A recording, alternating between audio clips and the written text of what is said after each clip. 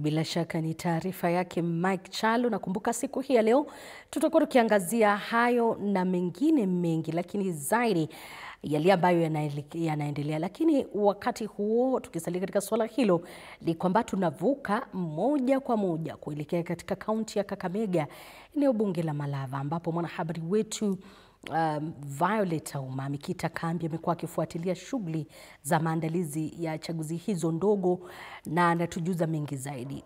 Violet, iwapo unanipata, ni kipi kipya kutoka upande huo kuhusiana na maandalizi ya uchaguzi na chaguzi ndogo ambazo zijazo?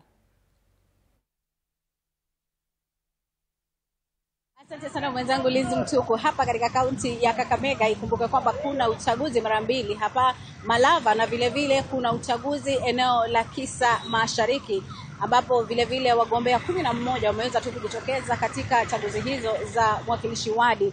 Lakini Malava kunao wapiga kura takriban 94,447 ambao wataweza kushiriki uchaguzi wa Alhamisi ambao ni tarehe 27 Novemba mwaka huu, na hivyo basi sisi tunatarajia wote wataweza kujitokeza, maana wito umeweza tu kutolewa kwa wakazi kuweza kujitokeza siku hiyo ili kuweza kushiriki uchaguzi huo.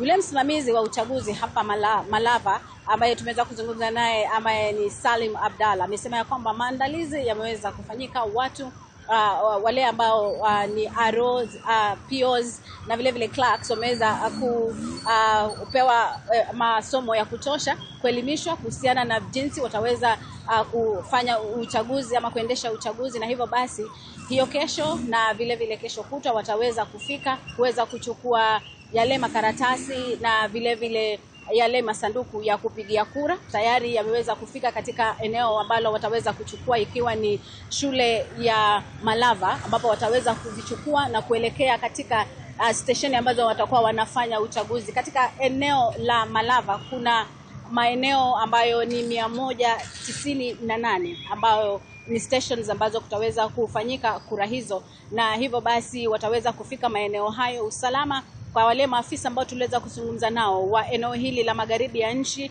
akiwemo Macharia Irungu, wameweza kusema kwamba usalama utaweza kudhibitiwa katika maeneo hayo kuhakikisha kwamba uchaguzi huo unafanyika kwa njia ya ambayo ni shwari kabisa.